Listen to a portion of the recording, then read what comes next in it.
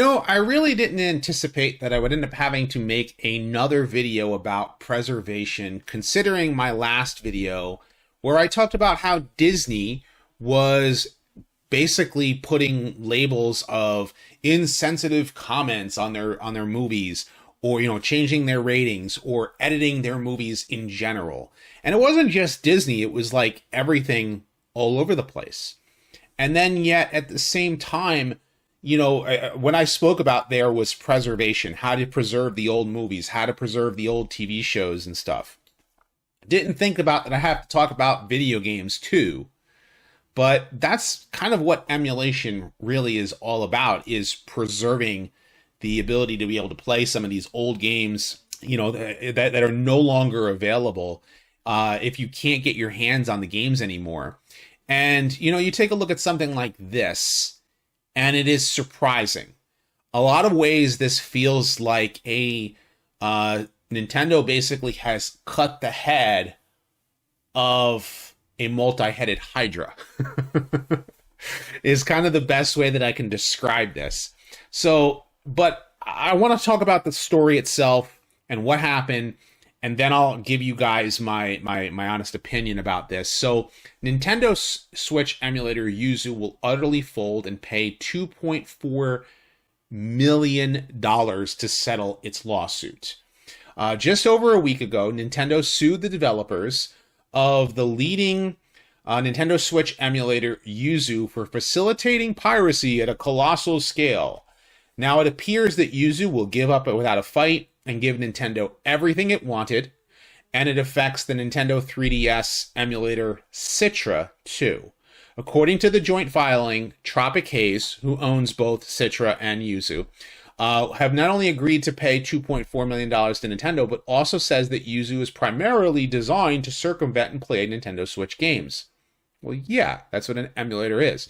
The company agrees to be permanently enjoined from working on Yuzu, hosting Yuzu, distributing the code or its features, hosting websites and social media that promote Yuzu, or doing anything else that circumvents Nintendo's copyright protection. Oh, and it will surrender the yuzu-emu.org domain name and agree to delete not only its copies of Yuzu, but also all circumvention tools developing or using Yuzu, such as these other names here, and hand over any physical circumvention devices and modified Nintendo hardware to Nintendo. It also agrees to not delete any other evidence that infringes Nintendo's IP rights. Yuzu and Citra developer Bunny confirmed in the Yuzu Discord that both Nintendo Switch and Nintendo 3DS emulators are affected. And if you go to their website, this is what you will find. It says, "Hello, users and Citra fans. We write today to inform you that Yuzu and Yuzu support of Citra are being discontinued effective immediately. Yuzu and its team have always been against piracy. We started the projects in good faith out of passion for Nintendo and its console and games, and we're not intending to cause harm. But we see now that because our projects can circumvent Nintendo's technological protection measures and allow users to play games outside of authorized hardware, they have led to extensive piracy. And in particular, we have been deeply disappointed when users have used our software to leak game content prior to its release and ruin the experience for legitimate purchasers and fans. We have come to the decision that we cannot continue to allow this to occur. Piracy was never our intention, and we believe that piracy of video games and on video game consoles should end. Effective today, we will be pulling our code repositories offline, discontinuing our Patreon accounts and Discord servers, and soon shutting down our websites. We hope our actions will be a small step towards ending piracy of all creators' works. Thank you for your years of support and understanding our decision."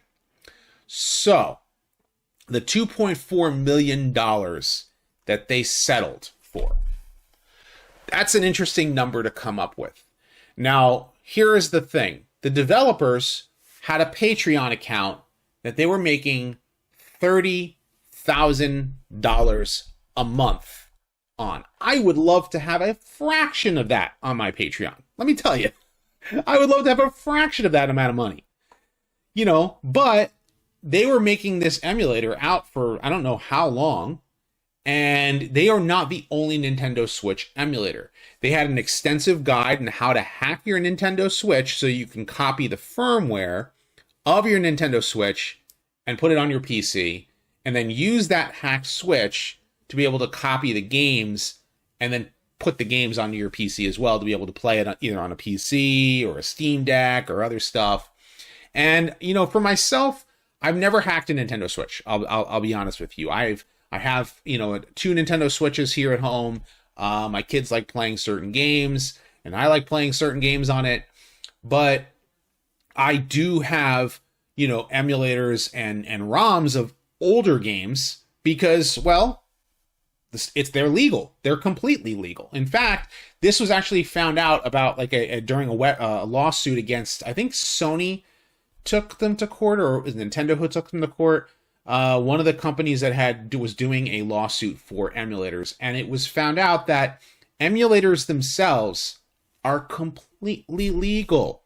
You can actually have a software that acts like a console so that you can play your game on it.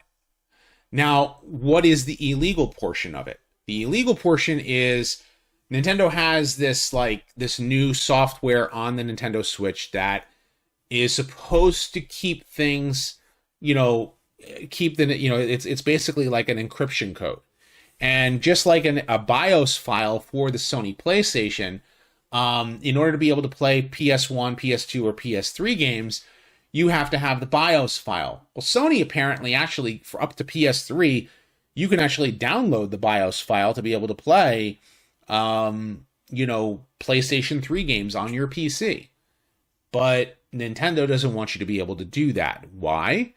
Because they want you to be able to they want you to purchase their current games that they are selling right now. Now, I can understand that. You're trying, you make something, you want to sell it, and someone basically literally makes it so that somebody can steal and pirate your stuff around. And that's where you have to kind of take that, like, you know, gray area and kind of look at it and go, you know, why are we doing this? Are you doing it for preservation's sake so that people can play these games when the game is no longer available on the market? Or are you doing it to be able to pirate the game now while it's currently out there? Now, because of this emulator, review copies of The Legend of Zelda Tears of the Kingdom got leaked online like 10 days before, you know, the game was released to the general public. So it was someone who had a review copy that ended up doing this. And I don't know if it was Yuzu or the other, you know, Nintendo Switch emulators that are out there that ended up having this happen. But because of it, you know, people were like, okay, I don't have to buy Tears of the Kingdom now. I'll just play it through the emulator. You know, me, I have a physical copy of Tears of the Kingdom.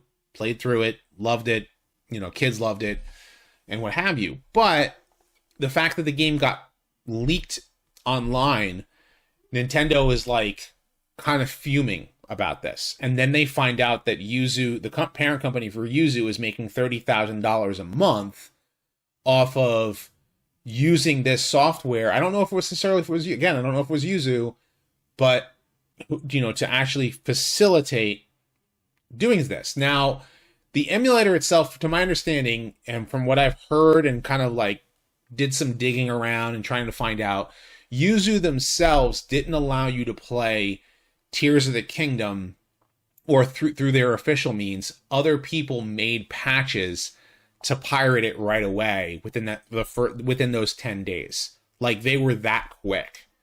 And I sat there and I went, man, like, that really kind of like put a little bit of a damper on Nintendo. And so they were sitting there going, okay, well, we're putting a number on there. You're making $30,000 a month to facilitate, you know, copying our proprietary software. And it's currently out there. We are still currently selling it. And you're actually putting a hurt on the market. That's where I kind of like look at that gray area and I go, I can understand Nintendo's point. Where I don't agree is at saying that emulation is only for piracy. That is where I completely disagree. Again, emulators are completely legal. You can download an emulator and play an older game from a console that's no longer on the market, and it's, not necessarily illegal. The distribution of the ROM files themselves, that's the legal gray area, right? Now, why would we, as far as people who enjoy preservation, want video games to be preserved? Well, I'll give you guys an example. Nintendo, for the Switch console, released their own emulated version of older games to play on the Nintendo Switch. They released legal emulators for the NES Classic, the Super NES Classic, and the Nintendo Switch Online store, where you can play these older games now through legal means, so to speak. But it's only the games they release, which means they have to get the licensing for third-party games. So if they want to put Castlevania on there, they have to go to Konami. If they want to put Mega Man on there, they got to go to Capcom. But Capcom themselves currently, do have available through the Steam store to legally obtain emulated copies of their games. And Konami did the same thing for the Castlevania and Mega Man collections. And I'm using those games as an example. But Nintendo also has a first-party game that you'll never get to play. That is Mike Tyson's Punch-Out! Unless you go off and go hunting for an old NES, which is pretty easy to do, which won't make Nintendo any money, by the way, and you try to find a copy of Mike Tyson's Punch-Out!, then Mike Tyson's Punch-Out! Can be played on that Nintendo. But now your TV doesn't necessarily have the hookups to be able to play it anymore, because a lot of TVs don't have the old audio video jacks. So you have to get another third-party device that allows you to play your NES on your modern TV, unless you go off and hunt down for an old CRT TV. So emulation becomes important there because Mike Tyson's Punch-Out! Is now a thing of the past. And for people to be able to play it, you got to be able to do something to be able to do that. So, because the current version of Punch-Out! Does not have Mike Tyson in it. That the second release of that game actually took Mike Tyson out and put in Mr. Dream. And that is the version that is on Nintendo's Switch Online store. That is the version that's on the NES Classic. And that's the version, and so that particular game, the original version of the game, is not available through legal means. And so is it really piracy to preserve the old game? And then you got games that are on the 3DS store that are, once that 3DS store goes down, or the Wii U store, or any of those stores go down, you have no longer a legal recourse to be able to have access to be able to get those games. Because once they're gone, they're gone. And I talked about this with movies and TV shows. I saw the comment where people were saying, like, oh, physical media is dead. Okay, well, physical itself, but the preservation isn't necessarily just about the physical item itself, but the actual, for games and movies and TV shows, having that digital copy available somewhere to be able to watch, to view, or wherever, even if the company themselves will not release the old version. Lucasfilm will not release, Disney Lucasfilm will not release an original version of the original Star Wars trilogy. They'll only release the specialized editions. You can't watch the movie as it was originally released with the original special effects that came out when you first saw the movie back in the movie theaters, which is something that to my understanding, the Congressional Library, I think that's I forgot the actual name of it, that actually has copies of movies in their original format before they were edited, director's cuts and stuff like that. No, the original theatrical release is the versions that they keep of movies in their libraries, and they refused George Lucas's copy that they gave to them because it wasn't the original version of the film. In the same way, Nintendo has to look at this and say, how do we keep our video games preserved? What happens when the source code goes missing? What happens when hard drives get deleted? What happens when all these things go away and you never have access to it? And you say, oh, all you people all you want is preservation. It's like, yeah, preservation is important. I agree with Nintendo to a degree about they are still currently selling Nintendo Switches. Tears of the Kingdom was leaked before the game was released officially. That's an area that's like the area where I agree with them on. But they're like, this actually hurt us, from selling certain copies of the game because people actually facilitated piracy there. But is it really piracy if a game is no longer on the market and now someone makes a copy of it and then allows people to utilize it by watching it on a streaming service or whatever? This is where you have to take that into consideration, preserving the stuff that you love and you enjoy.